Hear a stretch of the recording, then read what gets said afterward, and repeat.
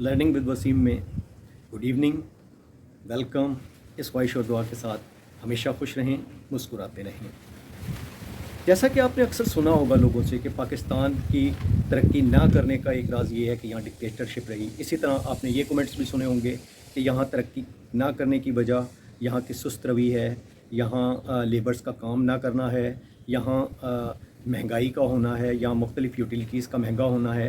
And there are so many reasons. वो कहते हैं कि पाकिस्तान इसलिए तरक्की नहीं कर पाया।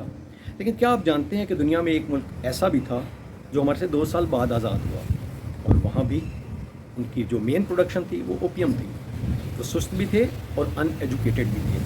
पॉवर्टी का वहाँ ये हाल था कि 1978 तक वहाँ पॉवर्टी का रेशो 90% था। एजुकेशन का ये हाल था कि वहाँ टोटल जो एजुकेशन थी वो 30 से 40% से ज़्यादा नहीं थी। उसके साथ साथ उनके पास कोई ऐसी स्किल्ड या ऐसी चीज़ें भी नहीं थीं जिससे वो अपना नाम ऊपर ले जा सकते। लेकिन क्या हुआ, एक लीडर ने सिर्फ 40 साल के मुख्तसर अरसे में 1976 से ले के आज तक उस कौम को इतनी तरक्की दी कि आज वो कौम दुनिया का सेकंड सुपर पावर कंसीडर की जाती है। यकीनन आप जानते हैं वो है चाइना। चाइना एक हमारा अच्छा दोस्त मुल्क भी है, पड़ोसी भी है। तो हमें चाइना से सीखना चाहिए ताकि हम भी कुछ तरक्की कर सकें, कुछ ग्रो कर सकें और बेहतर से बेहतर पोजीशन पे जा सकें। सो हम इस वीडियो में इन चीज़ों का जिक्र करेंगे कि कैसे चाइना ने एक बिल्कुल लो लेवल से उठकर इस स्टेज तक पहुंचा। लेकिन उस पर जाने से पहले मेरी आपसे दरख्वास्त है, अगर आपकी मेरी वीडियो अगर आपको वैल्यू देती हैं, अच्छी लगती हैं, तो इसे सब्सक्राइब कीजिए, इसे लाइक कीजिए, दोस्तों के साथ शेयर कीजिए और कमेंट्स में मुझे बताइए कि आप मज़ीद किन टॉपिक्स पे और वीडियो देखना चाहते हैं। So let's move on the topic. China को जानने के लिए ज़रूरी है कि सबसे पहले हम उसकी थोड़ा सा एक जल्दी से हिस्ट्री का जायज़ा लें। तो चाइना की हिस्ट्री के बारे में आप जानते हैं कि 1838 से लेके 1949 तक चाइना में कॉलोनाइजेशन थी। सबसे पहले ब्रिटिश की एंड देन जापानीज़ कॉलोनाइजेशन। सो इसकी वजह से चाइना कभी भी तरक्की नहीं कर पाया। 1949 में चाइना में 2 पार्टियां थीं, नेशनलिस्ट पार्टी और कम्युनिस्ट पार्टी। कम्युनिस्ट पार्टी की जीत के साथ चेयरमैन माओ उसके पहले हुक्मरान भी बने, जो उसके फाउंडर भी कंसीडर किए जाते हैं, और उन्होंने कुछ ऐसे इकदाम किए जो डिक्टेटरशिप के ज़मरे में आते हैं।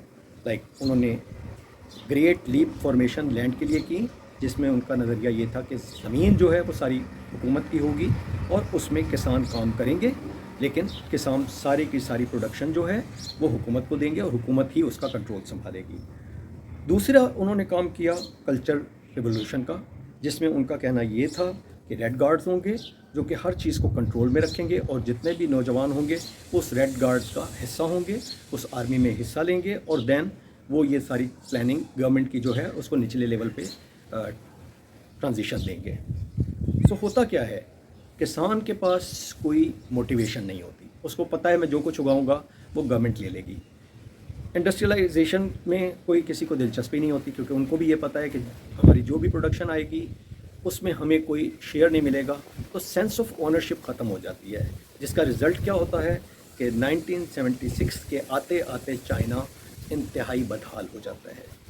उसका जो वर्ल्ड में ग्लोबल जीडीपी कंट्रीब्यूशन होता है वो 2% हो जाता है और मज़ीद बदहाली में वो डूब रहा होता है। ऐसे वक्त में एक नया लीडर सामने उभर के आता है, जो पहले ही कम्युनिस्ट पार्टी का लीडर था, मगर वो चूँकि माओ से इख्तलाफ रखता था इसलिए उसकी कुछ ज़्यादा सुनी नहीं जाती थी, और उनका नाम था डेंग ज़ियाओपिंग। डेंग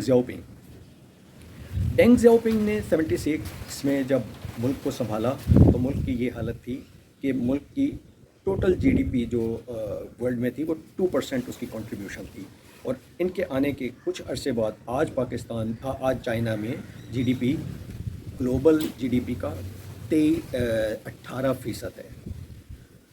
सो पॉवर्टी उस वक्त 1976 में तकरीबन 90% को छू रही थी, जो कि आज सिर्फ और सिर्फ 1% रह गई है, जो कि रिकॉर्ड है। सो ये सब कैसे हुआ? ये सब करने के लिए डेंग ज़ियाओपिंग ने क्या कुछ किया? उससे पहले ऐसा नहीं है कि माओ ने कुछ भी अच्छा नहीं किया, कुछ स्टेप्स माओ ने अच्छे लिए, جس میں وومن کو ایکویلٹی دی گئی، ایجوکیشن کے اوپر کام کیا گیا اور ہیومن ریسورس پہ بھی کام کیا گیا، لیکن اگین کافی سارا کام کرنے کی ضرورت باقی تھی۔ ڈینگ زیاؤپنگ نے آتے ساتھ ہی سب سے پہلے فوکس کیا ہیومن ریسورس اور ایجوکیشن پہ۔ 76 میں ڈینگ زیاؤپنگ آتے ہیں اور آ کے انہوں نے ایک ماڈرن چائنا کا کانسیپٹ دیا، اسی لیے ان کو فادر آف ماڈرن چائنا بھی کہا جاتا ہے۔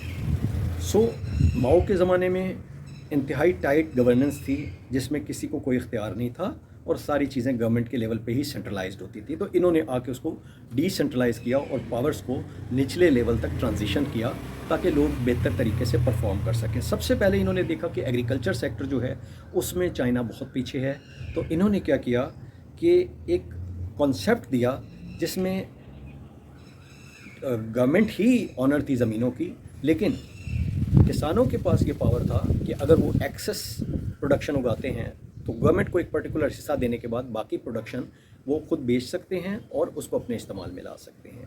اس کی پرائس وہ خود منتخب کریں گے اور یہ بھی وہ خود منتخب کریں گے کہ انہوں نے کیا چیز اگانی ہے اور کیا چیز نہیں اگانی۔ اس کا نتیجہ کیا ہوا؟ کسانوں کو ایک موٹیویشن ملا اور موٹیویشن ملنے کے نتیجے میں انہوں نے اس کی آنرشپ لینا شروع کی۔ انہوں نے زمینوں میں خود چیزیں اپنی مرضی سے اگانا شروع کی اور زیادہ محنت کے ساتھ اگانا شروع کی، کیونکہ ان کو پتہ تھا کہ ایک پرٹیکولر حصہ دینے کے بعد ریمیننگ جتنی پروڈکشن ہوگی وہ ان کی ہوگی۔ تو اس کا رزلٹ کیا ہوا کہ صرف چند سالوں میں ہی ایگریکلچر ڈبل ہو گئی اور 2020 میں اگر آپ کمپیئر کریں 76 کے مقابلے میں تو 90% انہوں نے پروڈکشن اپنی بڑھا دی۔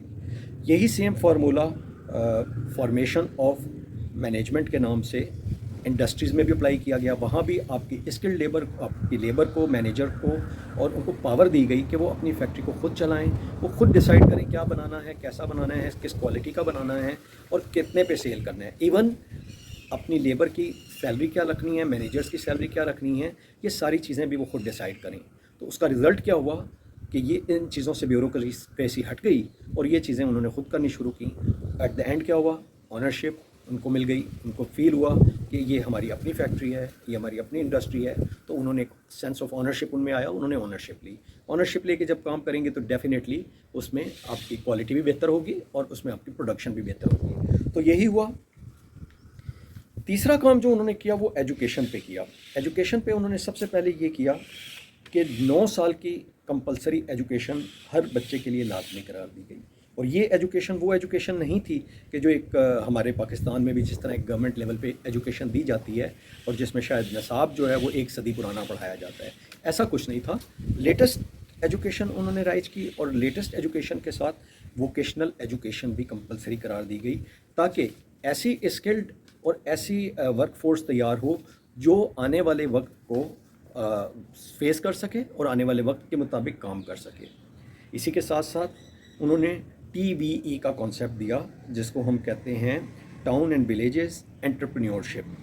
اس میں کیا ہوتا تھا کہ ٹاؤن سے مختلف لوگ مل کے ایک کوآپریٹو کے طور پہ اکٹھے ہوتے تھے اور دین پھر وہ ایک انڈسٹری لگاتے تھے یا ایک فیکٹری لگاتے تھے اور پھر اس میں مل کے کام کرتے تھے۔ سینس آف اونرشپ ان کے پاس ہوتا تھا، وہ انڈسٹری ان کی اپنی ہوتی تھی، ایک لمیٹڈ ان کو پورشن جو ہے گورنمنٹ کو دینا ہوتا تھا۔ تو رزلٹ کیا ہوا کہ TBE کا کانسیپٹ بڑا کامیاب رہا اور آپ اندازہ لگائیں کہ ہواوی جیسی کمپنی TBE ہی سے ہی وجود میں آئی جو کہ آج ٹیلی کمیونیکیشن کا گلوبل لیڈر ہے۔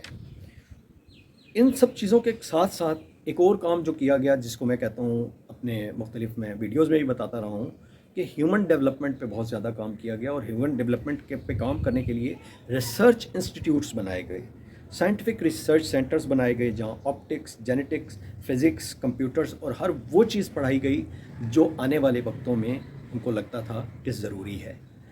یہی وہ چیزیں تھیں جس کی وجہ سے چائنا نے مارکیٹ میں اپنے قدم جمانے شروع کیے، انڈسٹریلائزیشن میں اپنے قدم جمانے شروع کیے، ایگریکلچر میں اپنے قدم جمانے شروع کیے، ایجوکیشن میں اپنے قدم جمانے شروع کیے، اور ان سب کے ہونے کے بعد اس کے ساتھ ساتھ اس کے پاس ایک بہترین قسم کی اسکلڈ اور ایجوکیٹڈ ورک فورس تیار تھی۔ تو یہ وہ ٹائم تھا جب انہوں نے فیصلہ کیا کہ اب ہمیں لبرلائزیشن بھی کرنی ہے۔ کیوں کہ لبرلائزیشن کے لیے ضروری ہے کہ جب آپ کی MNCs آئیں یا جو ملٹی نیشنل کمپنیز آئیں تو ان کو ایک تیار ورک فورس بھی تو ملے، تبھی تو وہ انویسٹ کر کے اس کا بینیفٹ لے پائیں گی۔ سو یہاں یہ سب چیزیں پہلے سے ہی تیار تھیں اور اس کے بعد जैसे ही उन्होंने लिबरलाइजेशन की और शेंजन को अपना पहला स्पेशल इकोनॉमिक जोन डिक्लेयर किया, एमएनसीज कंपनीज़ को आने की दावत दी, तो बहुत सारी companies Apple, Volkswagen, Microsoft and there are so many companies, उन सब ने यहाँ आके काम करना शुरू किया। और उनको सबसे बड़ा बेनिफिट ये हुआ कि उनको स्किल्ड और एजुकेटेड वर्कफोर्स पहले से ही अवेलेबल थी, so they are very comfortable to work with China. So ये वो स्टेप्स थे जिसकी वजह से चाइना उठा और चाइना ने स्ट्रेट अवे अपना जो पर कैपिटल जीडीपी जो उसका 1990 में $900 पर पर्सन था, उसको बढ़ा के 17,312 पर पर्सन कर दिया। इमेजिन इट, 1991 में चाइना का पर पर्सन जीडीपी पर कैपिटा सिर्फ 900 था, जो कि आज 17,312 पे पहुंच चुका है। और अभी भी ये रुक नहीं रहा, बल्कि अगर आप उसकी स्पीड देखें तो आज भी उसकी बढ़ने की उससे बेहतर से बेहतर ही स्पीड है। ये सब क्यों हुआ? ये सब इसलिए हुआ कि डेंग ने एक फ़ैसला किया और उसने अपने मुल्क को तरक्की देने का सोचा। उसने सिर्फ अपना नहीं सोचा, उसने अपने मुल्क को तरक्की देने का सोचा, अपने नेशन को तरक्की देने का सोचा और फिर उस पर काम किया। उसका एक मशहूर कॉल है, crossing the river by feeling every stone. यानी अगर आप कोई काम करते हैं तो ये नहीं होता कि आप सारे इधर से भी काम करना शुरू कर दिया, यहाँ से भी काम करना शुरू कर दिया, बल्कि आप एक एक स्टेप को फूंक फूंक कर कदम उठाते हैं। लाइक अगर आपने कोई नदी पार करनी हो, कोई दरिया पार करना हो, तो आप जिस तरह एक एक स्टेप को, एक एक पत्थर को देख के फिर कदम रखते हैं, इसी तरह उसने भी एक एक पत्थर पे कदम रखा और अपने मुल्क को ग्रेजुअली तरक्की दी, क्योंकि तरक्की एक दिन में नहीं होती, ग्रेजुअली होती है। सो ये वो स्टेप्स थे जिनकी वजह से आज चाइना कामयाब तरीन नेशंस की लिस्ट में टॉप ऑफ द लिस्ट है और सुपर पावर बनने जा रहा है। सेकंड सुपर पावर तो वो है ही। तो पाकिस्तान को भी यहाँ, पाकिस्तान के लिए ज़रूरी है कि जिस तरह पाकिस्तान दूसरी चीज़ों में चाइना से इंस्पायर है, तो और चाइना पाकिस्तान का एक अच्छा दोस्त भी है, तो इन सब चीज़ों को सीखने की ज़रूरत है पाकिस्तान के लिए। पाकिस्तान भी इन सब स्टेप्स में, यानी ह्यूमन रिसोर्स में और ह्यूमन रिसर्च के अंदर, एजुकेशन के अंदर, वर्किंग स्किल के अंदर, इन सब चीज़ों में चाइना के तजर्बों से फ़ायदा उठाए और यहाँ भी ये इम्प्लीमेंटेशन करे, ताकि आने वाले वक्त में पाकिस्तान भी तरक्की की दौड़ में कम से कम मुल्कों से बहुत पीछे ना रह जाए। इसी के साथ आपसे इजाज़त चाहूँगा। अल्लाह।